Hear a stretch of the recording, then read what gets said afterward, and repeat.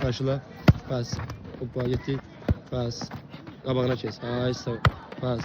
İtələ əlindən. Ay sağ ol. Hə. İndi əlinlə itələ başla. Hə. Yaxşı. Başla pas ver. Yaxşı. Arxasına dayan məsafə. Hə. Yaxşı.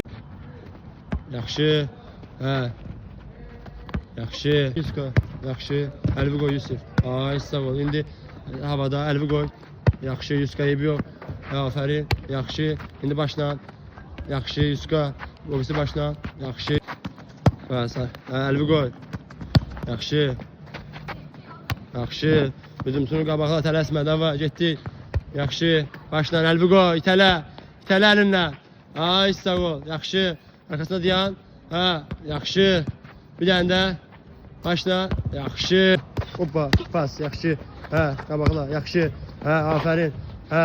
Pas. Əlvi qoy. Hə. İtələ. Yaxşı. Əlinlə itələ. Ay sağ ol. Yaxşı. Əlinlə itələ.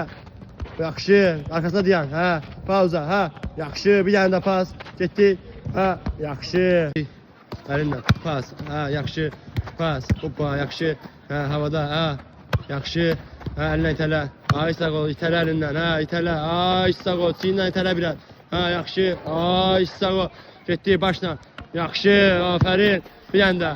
Hə. Başla. Yaxşı. Gəl qabağa pas. 1, 2. Hə. Açıl. Hə. Dribbling. Sürət. Yığ. Ay sağ ol. 1. Pas. Qıç qabağına itələ. Ay sağ ol. Yaxşı. Getdi. Hə. Hoppa. İtələ biraz. Ay sağ ol. Hə. Başla. Hə. Yaxşı. İtələ hücumçunu. Ay sağ ol. Çıxdıq arkasında. Hə. Qalx. Yaxşı. Hə. Pas. 1. Pas. Açıl. Hə. Qəbul. Dribbling. Sürət. İtələ. Ay sağ ol. Pas. Yaxşı itələ.